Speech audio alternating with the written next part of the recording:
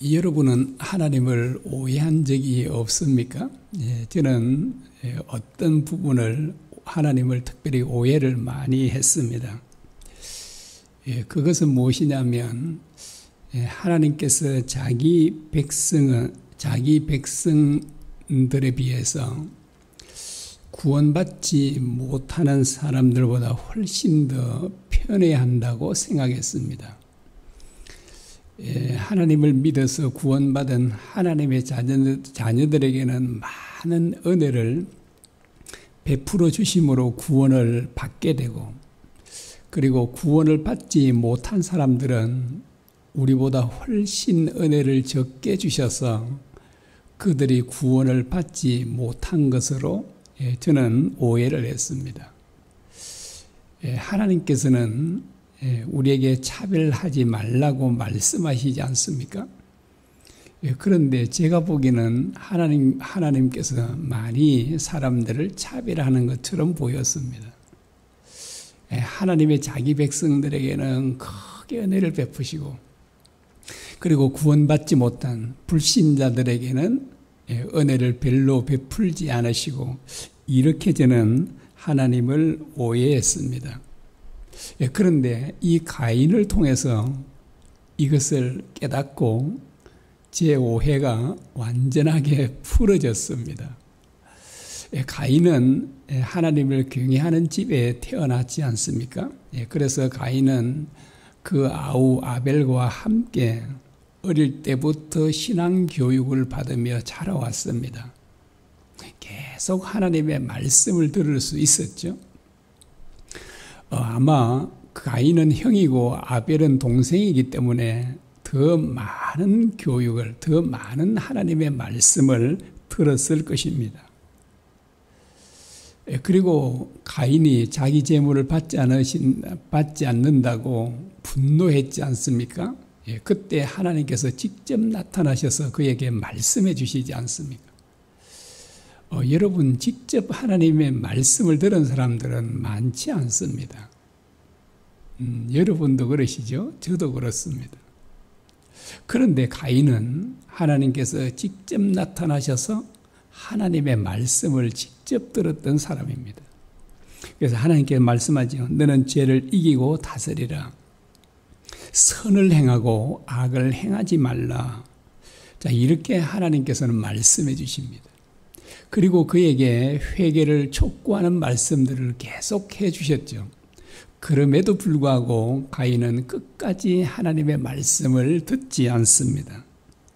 그리고 그가 죽음의 공포에 휩싸여 있을 때도 하나님께서는 누구도 그를 죽이지 못하도록 하겠다고 약속해 주시고 그의 안전을 보호해, 그 안전을 보장하겠다고 말씀하십니다. 여러분, 얼마나 많은 은혜를 베풀어 주셨습니까? 가인은 악인의 대표와 같다라고 했지 않습니까? 자, 이것은 하나님께서는 가인에게만 이렇게 하시는 것이 아니라 모든 악인들에게도 이와 같은 은혜를 베푸신다는 것입니다. 또 한 사람이 있죠. 그 대표자가 가룟 유다입니다. 예수님께서 가룟 유다를 차별한 적이 있으시나요? 다른 제자들과 동일하게 그들을 사랑하시고 그들에게 은혜를 베풀어 주셨습니다. 글쎄, 아마 제가 보기에는 단 한 번도 가룟 유다를 제외하고 다른 제자들에게만 특별히 말씀하신 적이 없으십니다. 하나님께서 제자들이 들어야 될 말씀은, 모든 말씀은 가룟 유다에게도 동일하게 해주셨습니다. 그리고 가룟 유다에게도 얼마나 회개를 촉구하셨습니까? 그러나 가룟 유다는 끝내 주님의 말씀을 듣지 않았다는 것을 우리는 잘 알고 있지 않습니까? 왜 가룟 유다가 구원을 받지 못했습니까? 자기가 불순종을 선택했기 때문입니다. 여호수아가 이렇게 말하지 않습니까? 이스라엘 백성들에게 오늘날 너희가 섬길 신을 택하라. 다른 우상이든지 여호와 하나님이든지 나와 내 집은 여호와만 섬기겠다고 그렇게 이스라엘 백성들에게 선택을 요구합니다. 그리고 자신도 그렇게 선택했죠. 모세도 그랬습니다. 일시적인 죄의 쾌락을 누리는 것보다 하나님의 백성과 함께 고난받는 것을 선택했다. 히브리서 11장에 말씀하고 있습니다. 모든 사람들 앞에는 모두 다 이 두 가지가 놓여 있습니다. 사망과 생명, 저주와 축복, 행복과 불행, 이 모든 것들이 모든 사람들 앞에 놓여 있습니다. 그래서 사람들은 그것을 선택하는 것입니다. 심지어 바로 하나님의 백성들도 마찬가지입니다. 제가 정말 그 하나님을 오해했다 하지 않습니까?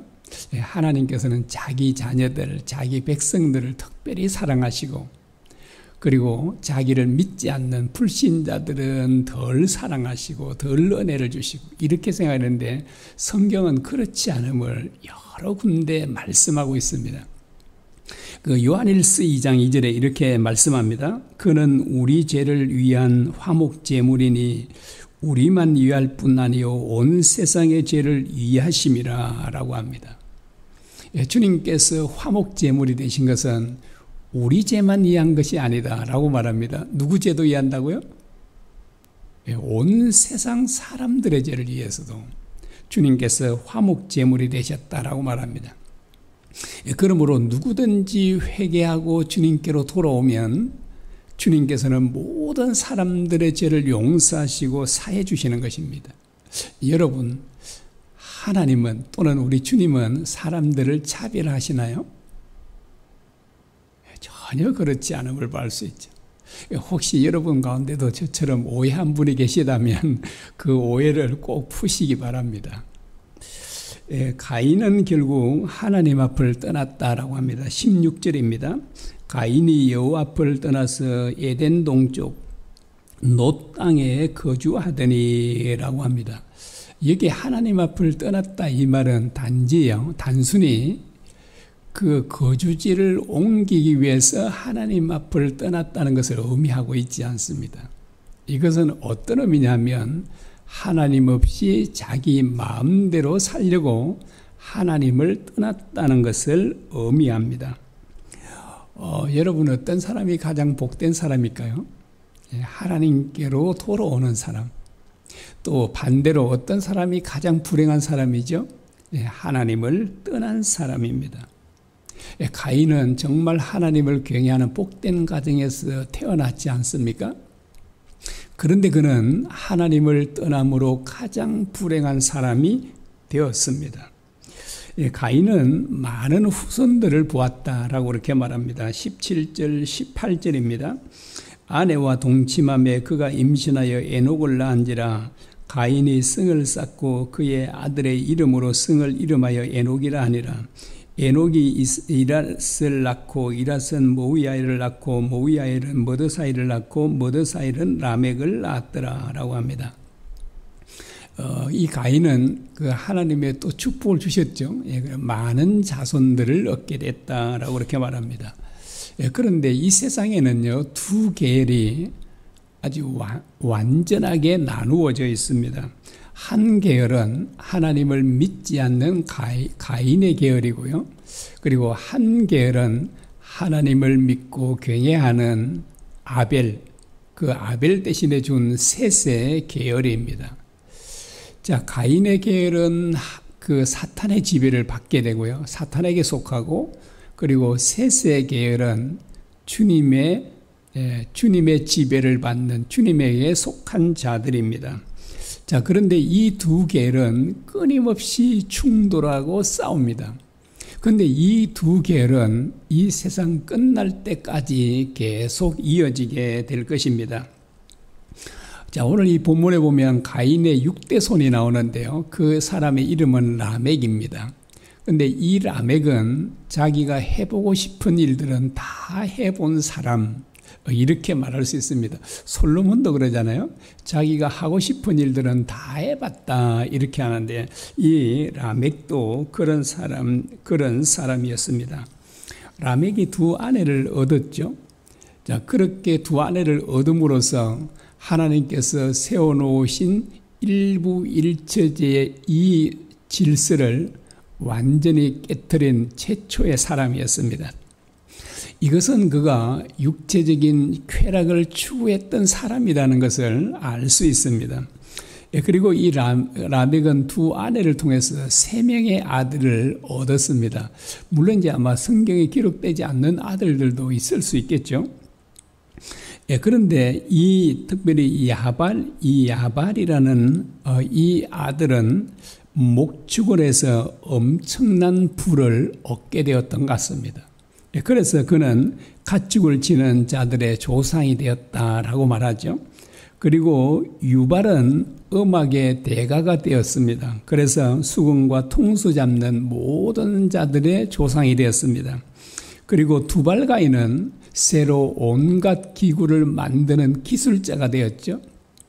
그래서 그는 온갖 기구를 만드는 그런 사람들의 조상이 되었습니다.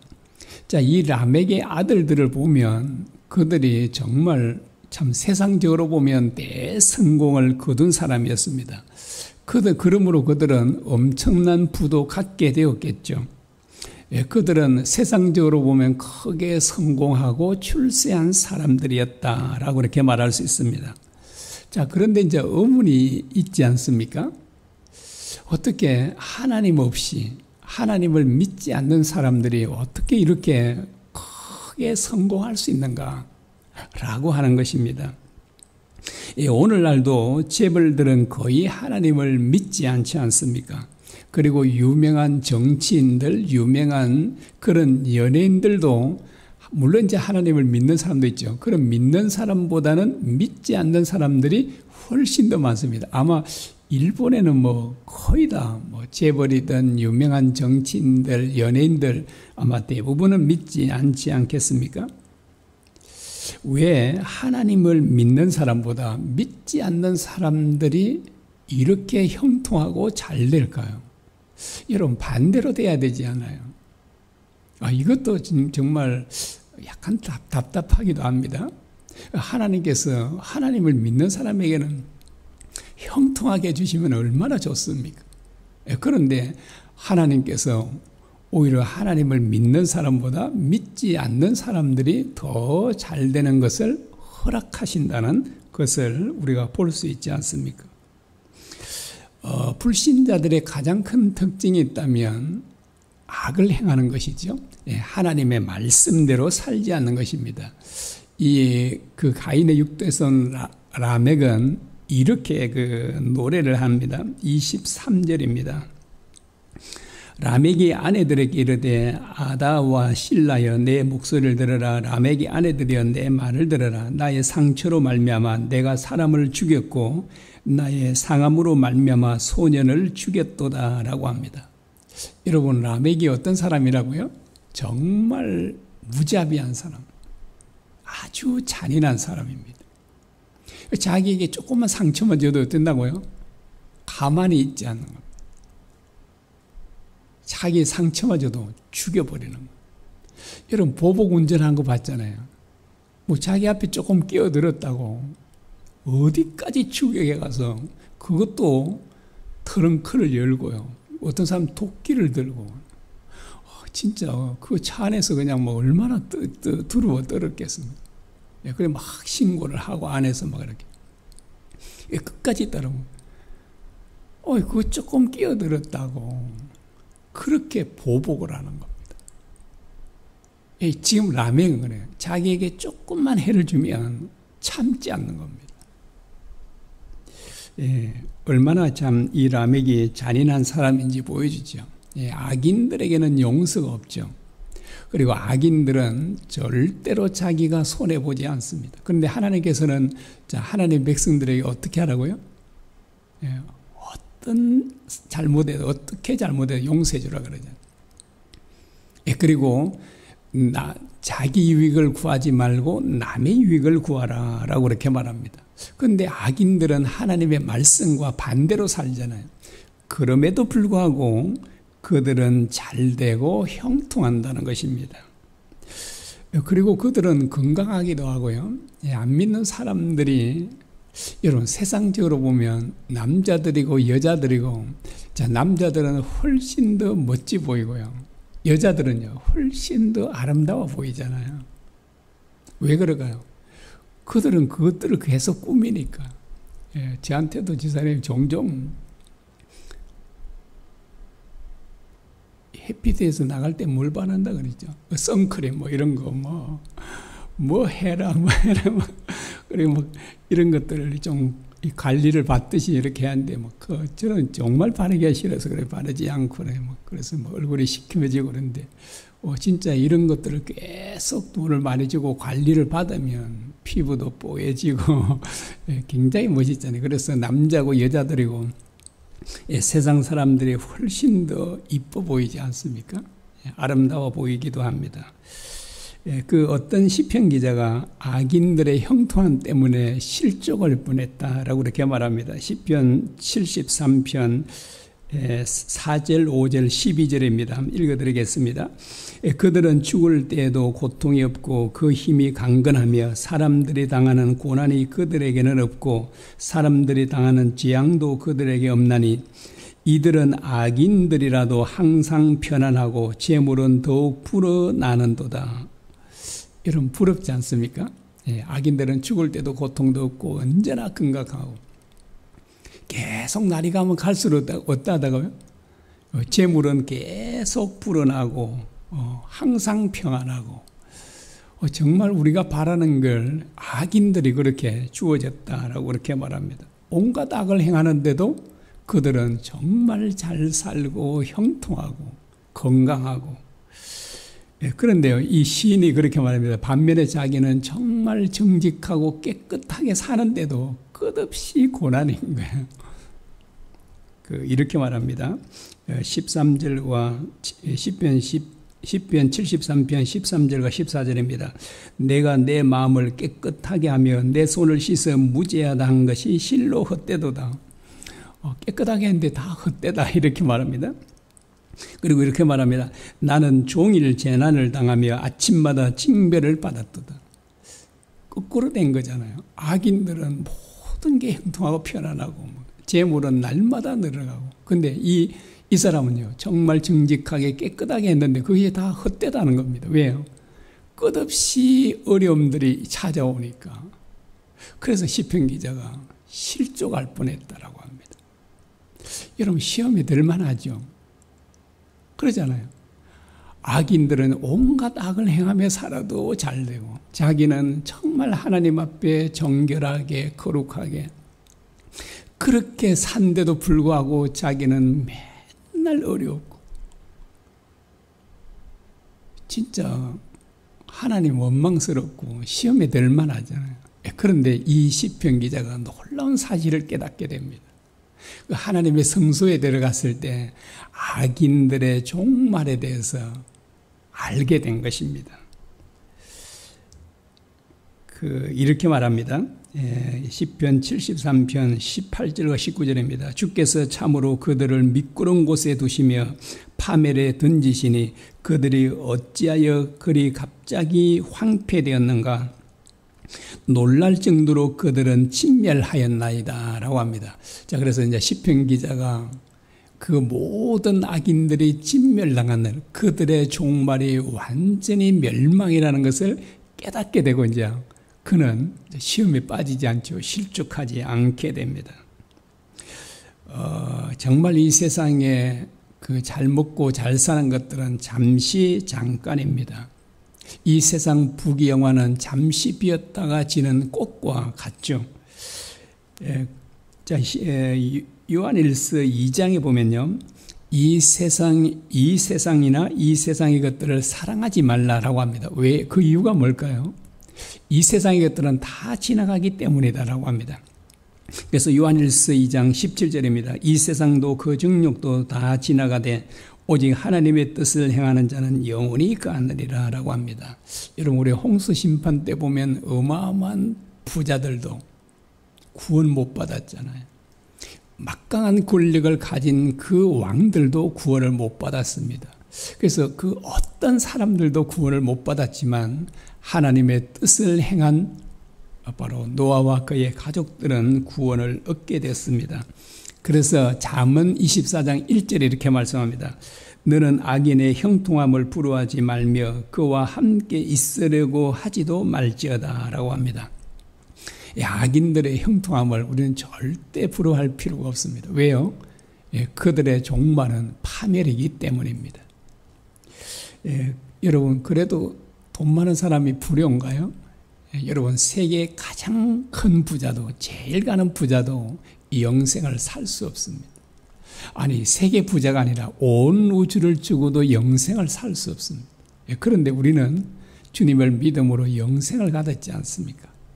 우리는 얼마나 큰 것을 가졌는지를 우리가 기억해야 합니다. 이것을 우리가 정말 제대로 깨닫고 알게 된다면 우리는 어떤 누구도 부럽지 않을 것입니다. 우리 또 이 말씀 기억하면서 함께 우리 기도할 수 있기를 바랍니다.